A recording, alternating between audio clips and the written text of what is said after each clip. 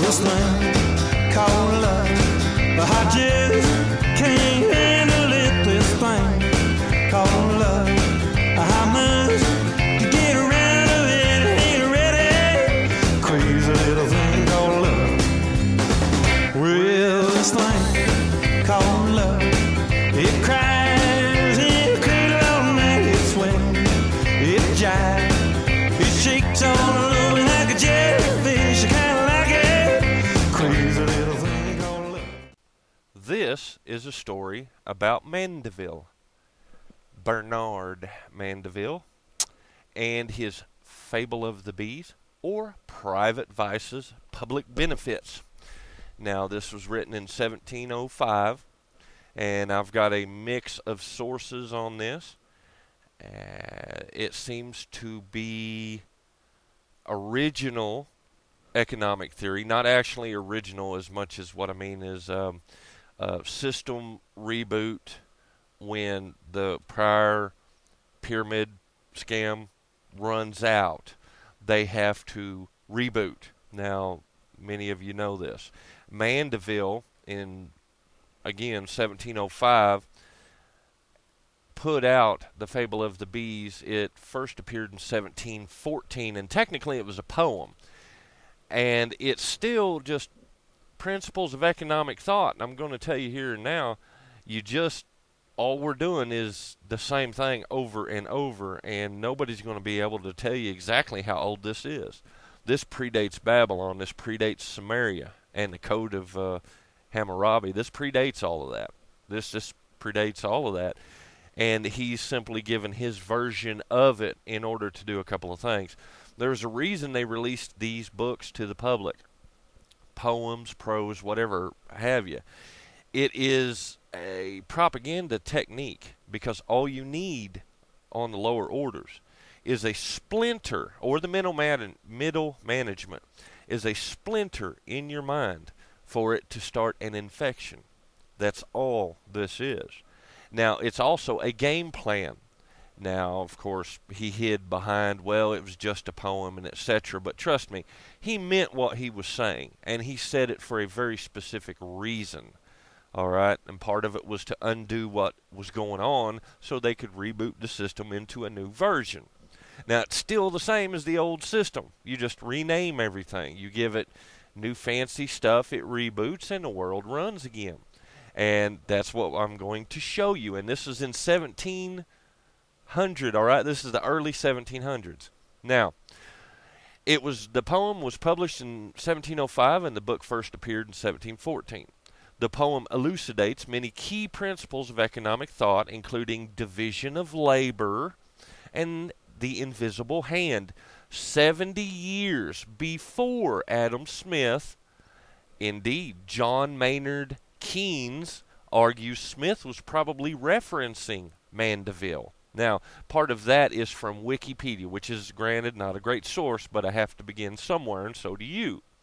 Now, at the time, it was considered scandalous.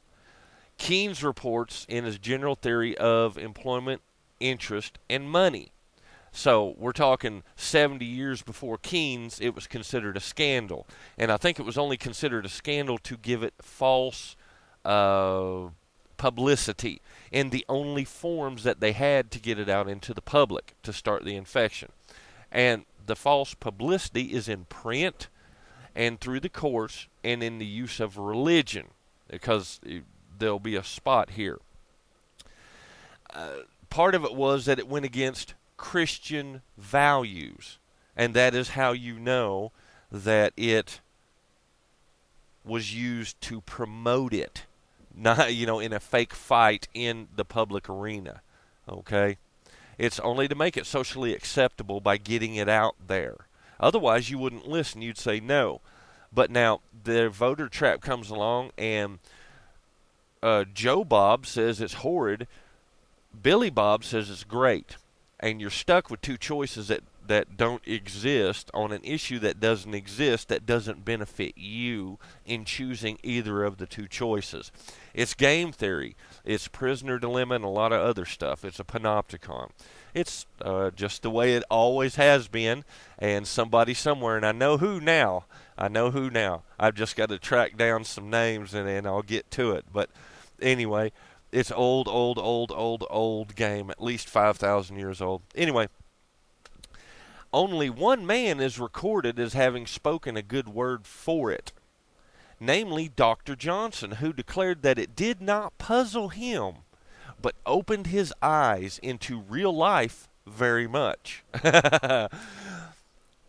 The Fable of the Bees, or Private Vices, Public Benefits, consisted of a poem, The Grumbling Hive, or Knaves Turned Honest. Now, you'll get into some metaphorical stuff here, but that's okay. You know what he says. Trust me. Along with an extensive prose commentary. The poem had appeared in 1705 and was intended as a commentary on England as Mandeville saw it. That's not what it was. That was a game plan being put out. Now, here is the poem. A spacious hive well stocked with bees that lived in luxury and ease, and yet as famed for laws and arms, as yielding large and early swarms, was counted the great nursery of sciences and industry. No bees had better government, more fickleness or less content. They were not slaves to tyranny, nor ruled by wild democracy, but kings that could not wrong, because their power was circumscribed by laws. Now, that is amusing, because magic laws that kings write? Yeah, I don't think so. Always trustworthy, those kings, when you let them write their own laws while they say they're your king. Yeah, no, it doesn't work, has it? It's never worked, has it? The hive, now here's the commentary, the hive is corrupt but prosperous, yet it grumbles about a lack of virtue. Now, this is all going to you're going to see it plain as day. This is 1705, and now it's 2011. Give me a break. It's the same exact thing. A higher power decides to give them what they ask for, magically. But Jove, with indignation moved, at last in anger swore he'd rid the bawling hive of fraud, and he did. The very moment it departs, and honesty fills all their hearts. Now, I have to comment on the comment by saying, why do I envision Ron Paul in that paragraph? Just the magic, right? The magic guy that shows up to fix everything by rebooting it to do the same exact thing. Now, this here, back to the commentary, this results in a rapid loss of prosperity, though the newly virtuous hive does not mind. You see, they are a swarm, and they just do whatever they're told, or don't they? And they're okay with it. Get rid of the fraud. Clean them all out. Right? But reboot and keep them in power. That makes sense. Back to the poem. For many thousand bees were lost. Let me add that I notice many thousands are always lost and never at the top. Hardened with toils and exercise, they counted ease itself a vice, which so improved their temperance that to avoid extravagance they flew into a hollow tree, blessed with content and honesty. Now, let me throw that one in there again. Hardened with toils and exercise, basically launch a war from the top on the top, right? Magic war, and burn out everybody at the bottom that was bitching about it. And now all of a sudden we say, the top says, "Yay, we won! It's over!" And you're going, okay. It's all great now. We're okay. It improves my temperance, so we'll just avoid all this extravagance. You will. They won't. We already know how this works, right? This is a reboot. We know who wins every time. The beginners of a Ponzi scam always profit. Nobody else does. Why people don't get this, I do not understand. Anyway, and basically, they flew into a hollow tree blessed with content and honesty. Is all he's saying is he put you right back in to the hive, right? The same hive, But now you think it's a different hive. It's not. Give me a break. Now, in order to unify the bees, the game plan is always vague, as corruption, terrorism. So you launch a war on yourself for the benefit or for to betterments of all, right? Excepting it's one led from the top on the top using drones on the bottom, which so improved your temperance by promoting a false wind that absolute complacency is restored and the pyramid scam is rebooted. And you go back to work. For who?